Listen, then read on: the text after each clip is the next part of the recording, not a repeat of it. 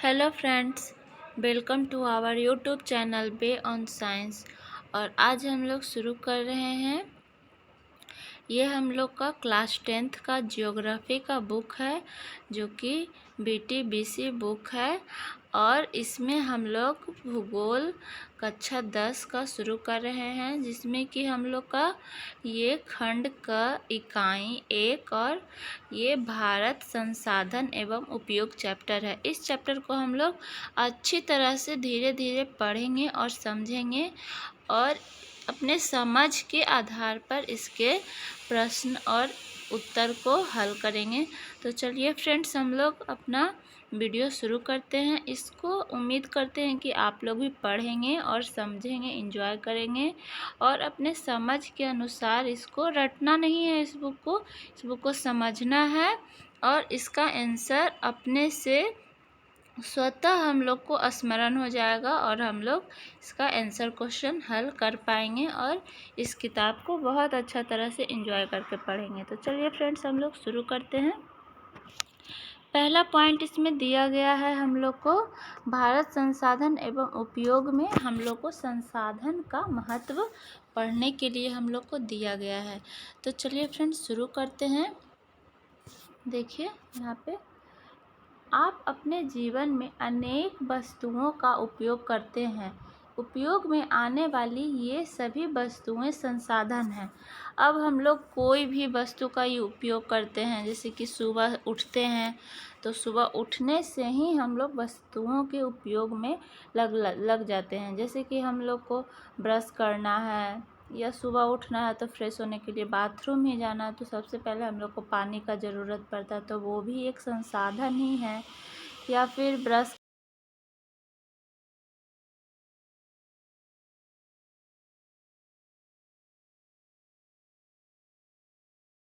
संसाधन आप अपने जीवन में अनेक वस्तुओं का उपयोग करते हैं। उपयोग में आने वाली ये सभी वस्तुएं जो हैं संसाधन हैं। संसाधन क्या होता है? भौतिक एवं जैविक दोनों प्रकार के हो सकते हैं।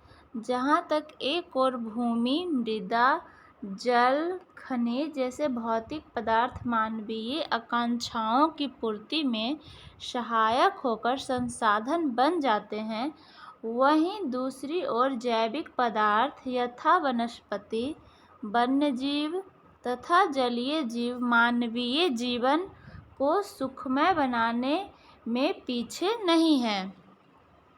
कहने का मतलब है कि एक तो जैसे कि भौतिक संसाधन है, जैसे कि मृदा, भूमि, मृदा, वहीं दूसरी ओर क्या है? दूसरी ओर जो है जैविक पदार्थ, यानी कि वनस्पति, यानी इसमें वनस्पति में जितने भी पेड़ पौधे हैं जो सब आ गए, वन्य जीव तथा जलीय जीव मानवीय जीवन को सुखमय बनाने में पीछे नहीं है। आगे देखते हैं हम लोग। उपरोक्त भौतिक एवं जैविक दोनों पदार्थ जो है तकनीक के सहारे ही उपयोगी हो पाते हैं।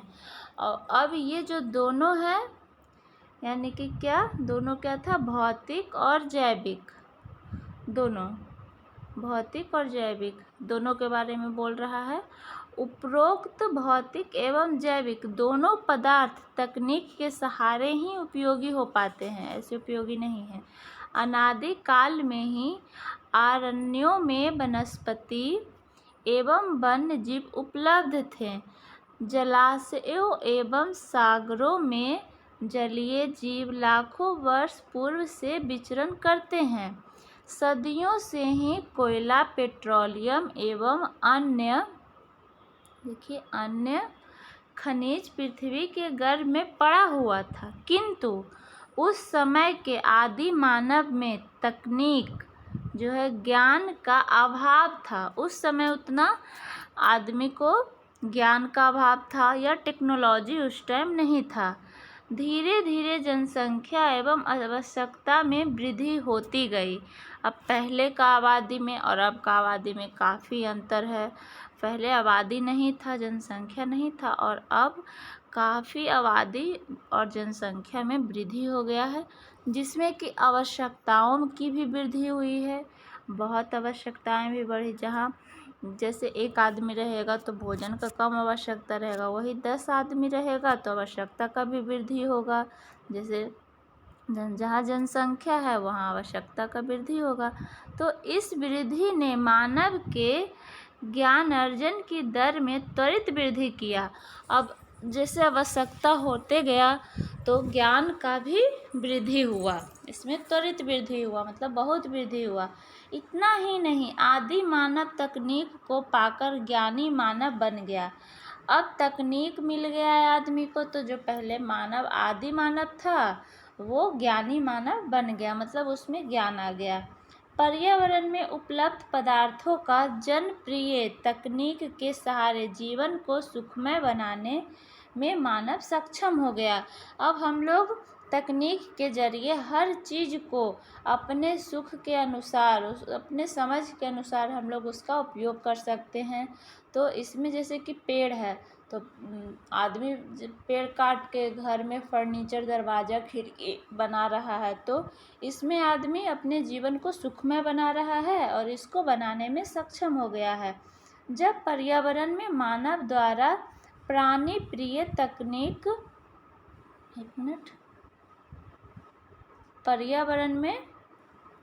जब पर्यावरण में मानव द्वारा जनप्रिय तकनीक का प्रयोग होता है तब सभ्यता विकसित होती है। जब जनप्रिय तकनीक का प्रयोग होगा तो क्या होगा? सभ्यता का विकास होगा। अंततः मानवीय जीवन निर्वाह करने के तौर तरीके सांस्कृतिक संसाधन की स्थितियों को प्राप्त कर लेता है। अब ये देखिए कितना अच्छा बात बोला कि सांस्कृतिक संसाधन की स्थिति को प्राप्त कर लेता है। वस्तुतः संसाधन का अर्थ जो है बहुत ही व्यापक है। यहाँ पर है प्रसिद्ध भूगोलविद जेम्स मैन का कथन उल्लेखनीय है कि संसाधन होते नहीं बनते हैं। ये हम लोग को अभ्यास में भी मिलेगा 1 नंबर का क्वेश्चन में, जो जिमरमैन का है। वर्तमान परिवेश में सेवा को भी संसाधन माना गया है। कोई गायक या कवि या चित्रकार अपने क्रियाकलाप से धनार्जन या स्वयं को संतुष्ट करता है, तब उसके द्वारा ये कार्यकलाप भी संसाधन कहलाएंगे। कवि का कविता रचना, चित्रकार की चित्रकारी, गायक की गायकी भी संसाधन है। ठीक, सच तो यह है कि मानव स्वयं भी संसाधन है, क्योंकि इसके पास ज्ञान तकनीक होता है जिसके सहारे वह किसी भी वस्तुओं को उपयोगी बना सकता है। अपने ज्ञान के अनुसार हम लोग कोई भी वस्तु को अपने उपयोग में ला सकते हैं। अतः यह धारणा भ्रामक है कि संसाधन एक प्राकृतिक उपहार है। यह एक भ्रामक है। जब तक हम लोग अपने बुद्धि के अनुसार उसको हम लोग उपयोग नहीं करेंगे, जब तक उसका कोई फ़ायदा, कोई यूज नहीं है, यही इसमें समझाया गया है। संसाधन किसी भी देश का आर्थिक सामाजिक मेरुदंड होता है। संसाधन जो है विपत्र राष्ट्र अंतर्राष्ट्रीय दौड़ में पिछड़ जाते हैं। इसका मतलब यह नहीं कि प्राकृतिक संसाधन से संपन्न राष्ट्र ही विकास करते हैं। जापान एक ऐसा देश है जो प्राकृतिक संसाधन में अत्यंत विपत्र है, मतलब वहाँ प्राकृतिक संसाधन का कमी है, किंतु इनके मानव संसाधन तकनीकी दृष्टि से इतने सबल हैं कि यह देश में उपलब्ध सभी पदार्थों का विवेकपूर्ण उपयोग कर विकसित देशों की श्रेणी में खड़ा है। मतलब कि कोई ज़रूरी नहीं है कि जो प्राकृतिक संसाधन से संपन्न रहेगा वही विकसित देश कहलाएगा। यहाँ पे जापान का उदाहरण दिया गया है कि वहाँ पे प्राकृतिक संसाधन का अभाव है, अत्यंत विपत्र है, किंतु इसके मानव जो है संसाधन तकनीकी दृष्टि से इतने सबल हैं, मतलब कि वहाँ जो भी संसाधन है उसको तकनीकी यूज़ करने में इतने सबल, यानी कि इतने एक्टिव हैं कि कोई भी सामान है उसका वो लोग सही तरीके से यूज़ करना जानते हैं। इसीलिए यह देश जो है, यह देश उपलब्ध सभी संसाधनों का, अब इस देश में जो भी संसाधन उपलब्ध है वो सभी संसाधन का विवेकपूर्ण उपयोग, मतलब सही उपयोग, अपने दिमाग से उसको कैसे यूज करना है एक सामान को, मतलब हर चीज़ का उपयोग कर आज क्या है, विकासशील देश की श्रेणी में खड़ा है। अतः किसी देश के विकास के भौतिक एवं जैविक संसाधन के साथ मानव संसाधन की बहुत भूमिका होती है, यानी कि जो जैविक संसाधन के साथ मानव संसाधन का भी उतना ही भूमिका होता है। विविध संसाधनों के मध्य मानव नियंत्रक की स्थिति में रहता है, जो पर्यावरण में उपलब्ध पदार्थों, प्रौद्योगिकी यानी कि तकनीकी एवं संस्थाओं के बीच अंतर संबंध स्थापित करता है। अब जो है पर्यावरण में जो उपलब्ध है, जो पर्यावरण में उपलब्ध रहेगा, और प्रौद्योगिकी पदार्थ, जो पर्यावरण में उपलब्ध पदार्थ है उसको तकनीक से एवं संस्थाओं के बीच अंतर संबंध स्थापित करता है, जिससे पर्यावरण के पदार्थ उपयोगी बन जाते हैं। इसे चित्र संख्या 1.1 से समझा जा सकता है। आइए फ्रेंड्स, हम लोग चित्र संख्या 1.1 से इसको समझते हैं। यहाँ देखिए, चित्र जो है 1.1 है, इसमें हम लोग समझते हैं। दूसरा कलर ले लेते हैं। देखिए यहाँ पे है, यहाँ पे क्या है, पर्यावरण, और बीच में मानव को रखा गया है। ये पर्यावरण है, ये मानव है, और यहाँ प्रौद्योगिकी तकनीक है, और ये यहाँ पे जो है संस्थाएं हैं, यहाँ पे संस्थाएं हैं। मानव जो है पर्यावरण, प्रौद्योगिकी तकनीक और संस्थाएं तीनों को आपस में अंतर संबंध स्थापित करके इसको यूज करेगा, वही जो है इसमें उपयोगी होगा। देखिए चित्र संख्या क्या दिया हुआ है, मानव का पर्यावरण, प्रौद्योगिकी एवं संस्थाओं के साथ संबंध को दिखाया गया है। अब देखिए फ्रेंड्स, इसमें दिया गया है संसाधनों का वर्गीकरण। तो संसाधनों का जो वर्गीकरण है, संसाधनों के वर्गीकरण के निम्नलिखित आधार हैं। तो पहला क्या आधार है, उत्पत्ति के आधार पर जैव और अजैव संसाधन।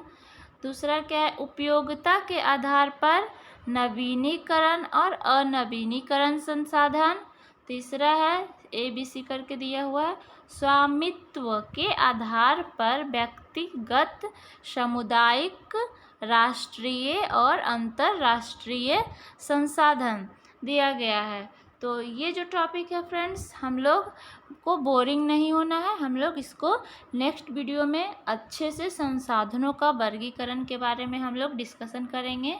तो अगर वीडियो पसंद आए और इस तरह का वीडियो आप लोग को चाहिए तो इस वीडियो को लाइक करिए, शेयर करिए, कमेंट करिए, और चैनल को ज़्यादा से ज़्यादा सब्सक्राइब करिए। और मिलते हैं फ्रेंड अगले नेक्स्ट वीडियो में, जिसमें हम लोग डिस्कशन करेंगे संसाधन के वर्गीकरण के बारे में। तो enjoy for reading, thanks for watching.